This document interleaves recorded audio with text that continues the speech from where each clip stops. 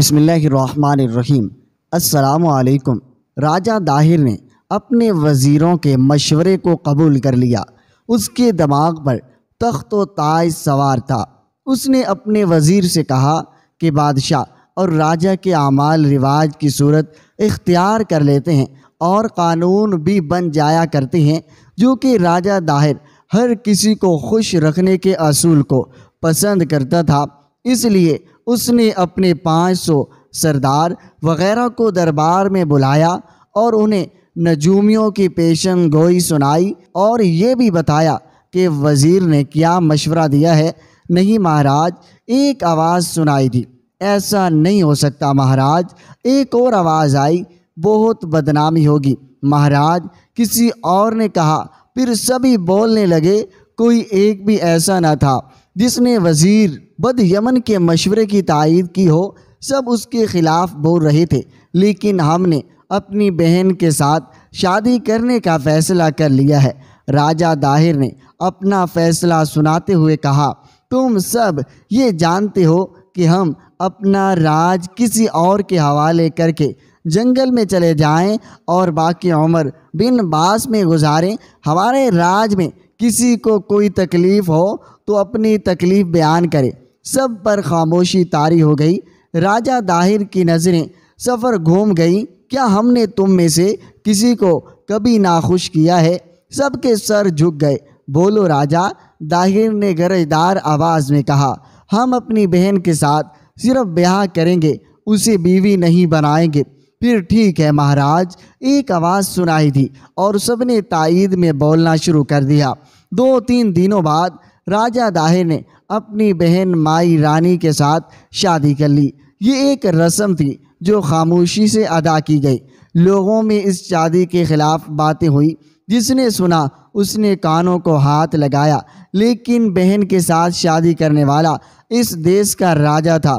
اس طرح میری شادی اپنے سگے بھائی کے ساتھ ہو گئی۔ مائی رانی نے اس انوکھی شادی کی کہانی بلال بن عثمان کو سناتے ہوئے کہا، میں نے اپنے بھائی کے لیے یہ قربانی دی۔ یہ تو میں بھی نہیں چاہتی تھی کہ میرا بھائی راج سے محروم ہو جائے۔ مجھے یہ خطرہ نظر آنے لگا تھا کہ میرا خاوند میرے بھائی کو قتل کر کے اس کے تخت پر بیٹھ جائے گا۔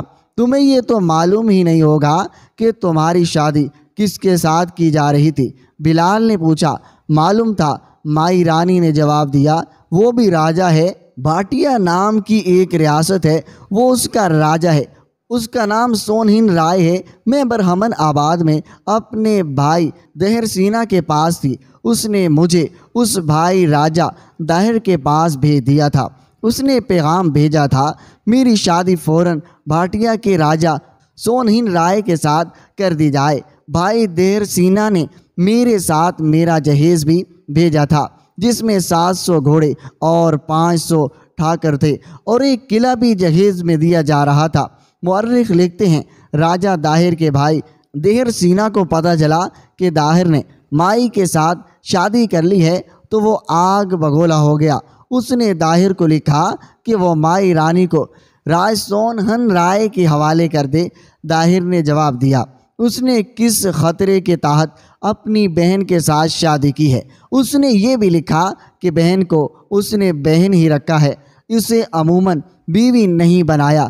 دہر سینا کا غصہ ٹھنڈا نہ ہوا۔ اس نے فوج ساتھ لی اور راجہ دہر کی رائے دہانی کو آ کر محاصرے میں لے لیا۔ راجہ دہر کے پاس فوج زیادہ تھی۔ اس نے اپنی فوج کو حکم دیا، محاصرہ توڑا جائے۔ اس حکم پر فوج باہر نکل آئی۔ دہر سینا نے دیکھا اس کی فوج دہر کے فوج کا مقابلہ کرنے کے قابل نہیں، تو اس نے راجہ دہر کو پیغام بھیجا، وہ قلعے سے باہر آ کر اس کی بات سنیں۔ راجہ دہر نے دہر سینا کو یہ پیغام بھیجا کہ تم میرے بھائی ہو، تم خود قلعے میں کیوں نہیں آ جاتے؟ اس پیغام پر دہر سینا ہاتھی پر سوار ہو کر قلعے میں آیا اور راجہ دہر سے کہا وہ اس کے ساتھ باہر چلے۔ راجہ دہر اسی ہاتھی پر سوار ہو گیا۔ ہودے میں آگے دہر سینا آگے کو منہ کیے بیٹھا تھا، دہر پیچھے بیٹھ گیا۔ اس کا وزیر بد یمن ساتھ ساتھ گھوڑے پر جا رہا تھا۔ جب ہاتھی رت لے کے دروازے پر پہنچا تو بد یمن کو کچھ شک ہوا یا اسے کسی سے اشارہ ملا۔ اس نے راجہ دہر کو اشارہ کیا کہ وہ باہر نہ جائیں۔ دہر سینہ تو آگے کو دیکھ رہا تھا۔ دہر ہودے میں کھڑا ہو گیا اور دروازے کے اوپر کسی چیز کو پکڑ کر لٹک گیا۔ ہاتھی باہر نکل گیا، دہر کو اوپر سے اتارا گیا اور قلعے کا دروازہ بند کر دیا گیا۔ باہر جا کر دہر سینہ نے ہاتھی رکوایا، پیچھے دیکھا تو دہر ہودے میں نہیں تھا۔ تم نے ہمیں کیوں روک لیا تھا؟ راجہ دہر نے اپنے وزیر سے پوچھا۔ آپ کا بھائی آپ کو باہر قتل کرنے کے لیے لے جا رہا تھا، بد یمن نے جواب دیا۔ اس کے تیور بتا رہے تھے اور میرے بھیجے ہوئے ایک جاسوس نے عین اس وقت مجھے یہ خبر دی تھی جب آپ ہاتھی پر سوار دروازے کے قریب پہنچ گئے تھے۔ تاریخوں میں ہے کہ دہر سینہ نے دہر کو واقعی قتل کرنے کا ارادہ کر رکھا تھا۔ دہر سینہ نے دیکھا کہ دہر اس کے ہاتھ سے نکل گیا ہے اور اس کی فوج دہر کی فوج کا مقابلہ کرنے کے قابل نہیں، تو اسے بہت صدمہ ہوا۔ صدمے کے علاوہ گرمی زیادہ تھی، دہر سینہ کو بخار ہو گیا، اس کے تمام جسم پر چھالے اٹھ گئے۔ وہ 4 روز بیمار رہ کر وہیں قلعے کے باہر مر گیا۔ یہ واقعہ 672 عیسوی کا ہے۔ اس وقت دہر سینہ کی عمر 30 سال تھی۔ کیا سمجھتے ہو بلال؟ مائی رانی نے بلال بن عثمان کو یہ ساری داستان سنا کر کہا، راجہ دہر مجھ پر کوئی پابندی عائد نہیں کر سکتا۔ اس نے مجھے اپنی بیوی نہیں بنایا۔ ہمارا رشتہ بہن بھائی والا ہے، لیکن وہ جانتا ہے میں جوان ہوں اور اس عمر میں مجھے اپنے خاوند کے پاس ہونا چاہیے۔ اسے احساس ہے جوان جسم کے مطالبات کیا ہوتے ہیں اور جوان روح کیا چاہتی ہے۔ اس نے اپنے تختوں کو بچانے کے لیے میری جوانی کے جذبات کی قربانی دی۔ میں نے سنا ہے کہ اس ملک میں زندہ لڑکیوں کی جان کی قربانی بھی دی جاتی ہے۔ بلال بن عثمان نے کہا، تم نے ٹھیک سنا ہے۔ مائی رانی نے کہا، اگر نجومی یا پنڈت کہہ دیں کہ کوئی آئی ہوئی مصیبت انسانی جان کی قربانی سے ٹلے گی تو کسی موضوع لڑکی کو پنڈتوں کے حوالے کر دیا جاتا ہے۔ یہ ایک رسم خاص طریقے سے ادا کی جاتی ہے، ہم اسے شرک اور گناہ کبیرہ کہتے ہیں۔ بلال نے کہا، تمہارا خدا کیسا ہے جو اپنے بندوں کا خون بہا کر خوش ہوتا ہے؟ میں نے تمہیں پہلے کہا ہے میرے ساتھ مذہب کی بات نہ کرو۔ مائی رانی نے کہا، میں جب تمہارے پاس آتی ہوں تو میں ہندو نہیں ہوتی اور میں تمہیں مسلمان نہیں سمجھتی۔ میں ایک عورت ہوں اور تمہیں ایک مرد سمجھ کر آتی ہوں۔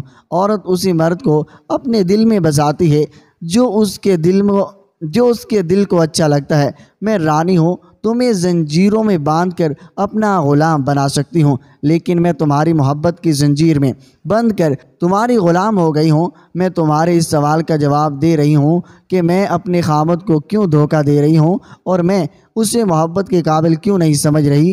میں کہہ رہی تھی کہ میرا بھائی راجہ دہر جانتا ہے کہ اس نے میری جوانی کے ارمان اور رومان قربان کر کے مجھے ریگستان میں چھوڑ دیا ہے، جہاں میں پیاسی بھٹک رہی ہوں۔ میرے وجود کا انگ انگ جل رہا ہے۔ وہ مرد ہے اور وہ راجہ ہے، وہ بنوارا ہے، کلی کلی کا رس چوس سکتا ہے۔